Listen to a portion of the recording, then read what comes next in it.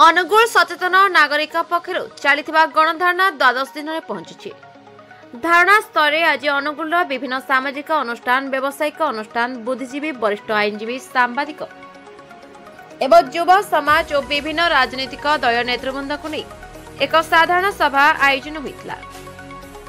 जो अनुगुल पंचमहल ठारू बरपाड़ पर्यंत जाइथिबा जातीय राजपथ समस्यार समाधान, बाईपास निर्माण कार्य युद्धकालीन भितर संपूर्ण करने एवं अनुगुल एक मेडिकल कॉलेज प्रतिष्ठा दाबी जोर धरता। गणधारणा 12 दिन बीती जाइथिले मध्य कौनसी लोक प्रतिनिधि, विभागीय अधिकारी एवं प्रशासनिक अधिकारी आलोचना को आसी नथिबा कारणरू विभिन्न संगठन तरफ दृढ़ निंदा कर विभिन्न समय भिन्न भिन्न राजनीतिक दल एवं सामाजिक संगठन तरफ जातीय राजपथ दुरावस्था विरोध आंदोलन कर संपूर्ण हो पारि। मरामती आड़े विभिन्न पांठिरू अर्थ विनियोग होई किछि आखिदृश्य मरामती कार्य कर केवल ठिकादार को पोषिबा एवं निजस्व पांठि बढ़ाइबा भली अनुभव कर पूर्व एवं पश्चिम ओडिशा को संजयकरण करुवा 55 नंबर जातीय राजपथ गुरुत्व बहन करुवा उभय केंद्र एवं राज्य सरकार यह प्रति अवहेला करि आछुंती। उक्त रास्तार दैनिक हजार हजार भारीजान चलाचल कारण दैनिक दुर्घटना मान घटी जनजीवन क्षतिग्रस्त होउछि। आज साधारण सभा उपस्थित जनता ठारू मतामत संग्रह कर जोंथे जातीय राजपथ मरामती कार्य अविलंबे कराजिबा नै सर्वाधिक मत संगृहीत होइतला।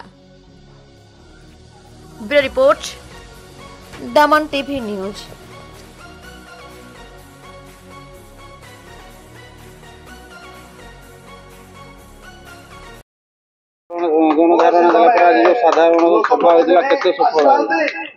देखु आज को 12 दिन होम गणधारणा अनुगुल जातीय राजपथ समस्या समाधान एवं अनुगुल गोटे मेडिकल कॉलेज प्रतिष्ठा जो दाबी नहीं आम बसीचु। तो दुखर कथा जे यह एक सचेतन नागरिक मान गोटे आह्वान किंतु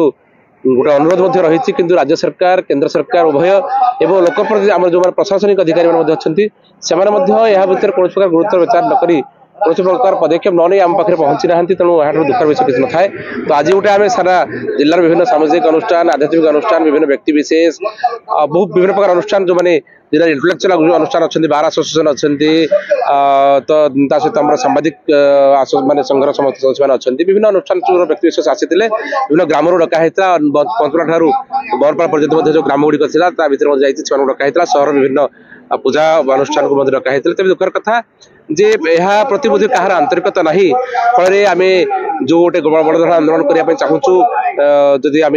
लोक मान आशा रखुचु निश्चित भाव में जो बैठक होती बैठक सफल होती बैठक सफल कहना नहीं बैठक सफल होती समस्त निजर बहुमूल्य मतामत देते।